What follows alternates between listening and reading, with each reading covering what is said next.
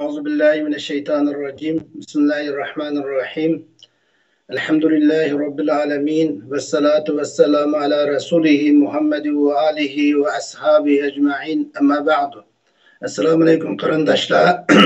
Biz bugün hadis kürsütmeleri dersimizin birinci kısmı, yani akide kısmının 21. dersindeki 60. hadisini okuyumuz. Dersimizin temisi Müslüman buluştan ilgili kılgan işlah, yaxşı yaman emeller hakkında buldu. Endi bir adam Müslüman buluşunun aldıda endi bazılar kiçigidin vaxtını tatip Müslüman bulup çoğun boğan bolsunmu, bazı insanlar hayatının ma'lum kısmını ötküzep boğandaki Müslüman bulduğun ahvallar buldu. Şuna Müslüman buluşunun İslam'a kirişinin aldıda kılgan yaxşı ve yaman emellerinin ahvalı kandak buludu. Onun Müslüman buluşunun aldıda kılgan yaman emellerinin cezasını Müslüman boğandan kinmi onun cezasını tatamdı. Ya ki o Müslüman buluşunun aldıdaki tügep gitemdi. Yani Müslüman buluşunun aldıklıgan yaxşı emellerinin onunki savabı rişalemdi Müslüman boğandaki rişemmemdi degендek mezmunları buldu. Allah subhanahu ve taala bu hakkı mındaqdaydı. İnna Allah la yazlimu misqala zerratin ve in taku hasanatan yuda'ifha ve yu'ti min ledunhu ecran azima. Allah subhanahu ve taala bir adamga kılgan emellerinin cezasının mukafatlarının zerre miqdarı onu kemeytip etmeydi. Eğer bir zerre miqdarı bir yaxşılığı bolsa Allah subhanahu ve taala onu hasselep köpeytip biridu. Onu o insanga hasselep köpeytip nayet köp avutup biridu. Allah o öz dergahidin katta ecirlerini biridu. Yani cennetini biridu. Bu ayet-i kerimde Allah subhanahu ve taala bizge haber verdi ki özünün en takamül, kamil boğan adaletini haber verdi. İnsanlara kılgan pezde merhametinin haber verdi ve zulümden pak münezzeh ikenligini haber verdi. Peygamber sallallahu aleyhi ve sellem Müslüman buluşunun aldıda kılgan ve Müslüman bulup boğandan kin kılgan emeller hakkı doğrusunda mundaqdaydı. Abdullah ibn Mesud radıyallahu anhu'dan rivayet kılındı ki قال رجل يا رسول الله أن وآخذ بما عملنا في الجاهلية قال من أحسن في الإسلام لم يؤاخذ بما عمل في الجاهلية ومن أساء في الإسلام أخذ بالأول والآخر. Abdullah ibn Mesud radıyallahu anhu deydi ki bir adam mundaq degen ya Resulullah biz cahiliyeti kılgan Müslüman buluşunun aldıda kılgan işlerimiz sebeplik cezanlamdık. Cahiliyeti kılgan Müslüman buluşunun aldıda kılgan yaman emellerimiz sebeplik cezağı tartılamdık degende Resulullah sallallahu aleyhi ve sellem mundaq degen. Men ahsene fil İslam kimki İslamga hakikaten kirgen bolsa yani İslamga içki kalbiyle taşki ve içki bütünley teltüküs kirgen bolsa o adam cahiliyeti kılgan işleri, yaman işleri sebeplik cezaga tartılmaydı. Ve men esa'a fil İslam uhize bil evvel vel ahir. Ama kandak bir adam İslamga teltüküs kirmegen bolsa, şeklen kirgen bolsa İslamga o burun kılgan, Müslüman buluştan aldatılgan yaman işleri ve Müslüman bulup boğanlıkın kılgan işleri sebeplik yani cezaga tartıldı. Hem biz bu hadisten düşünümüz ki kandak bir adam İslamga zahiren ve batinen kirgen bolsa, yani İslamga teltüküs kirgen bolsa, özünün imanı da muhlis, yani hakiki samimi, rastçıl boğan bolsa, bu adam hakiki Müslüman boğan boludu. Allah subhanahu ve taala o adamın ilgir kılgan günahlarını keçirdi. İlgir kılgan günahlarına asasen cezalanmaydı.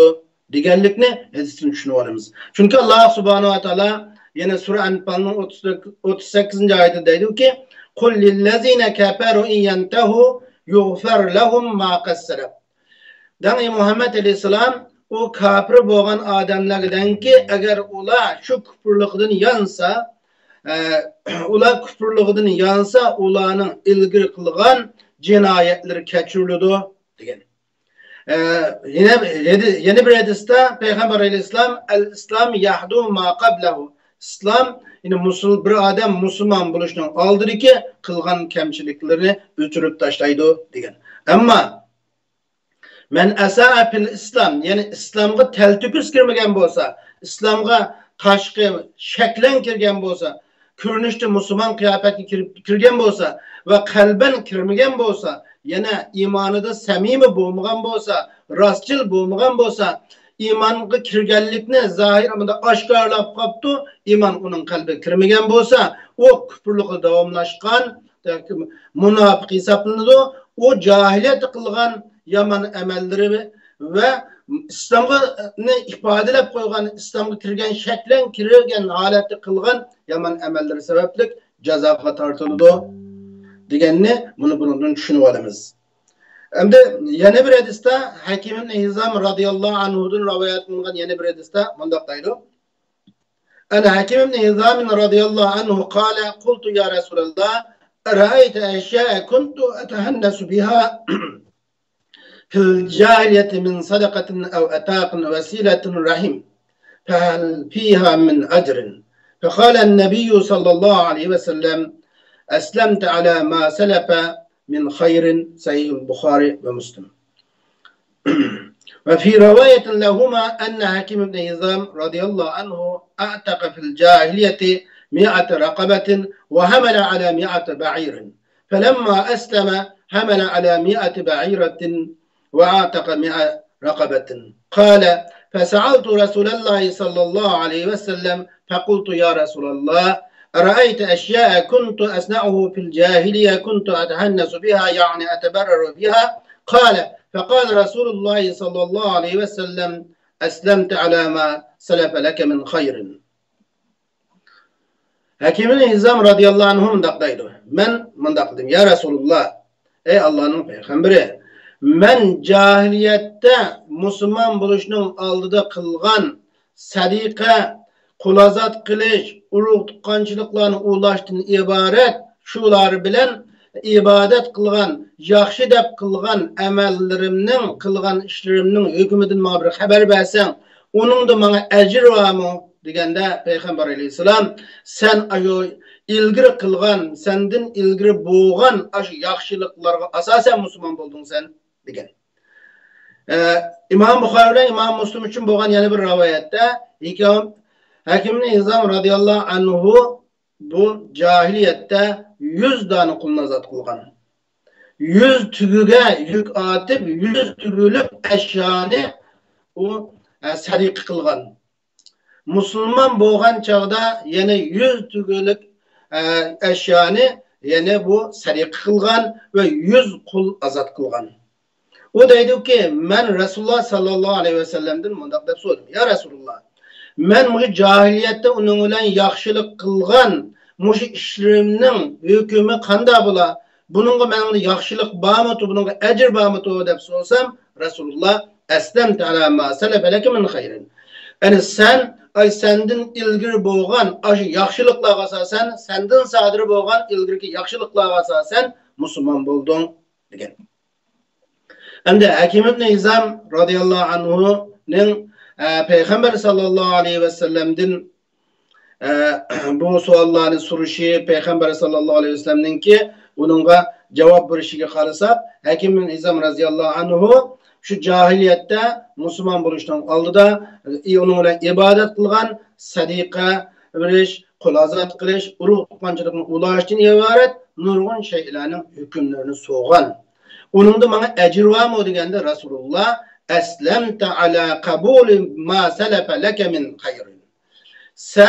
Sendin ilgiri sadır boğan yaxşılıklarının kubul boğalığı asasen Müslüman buldun degen.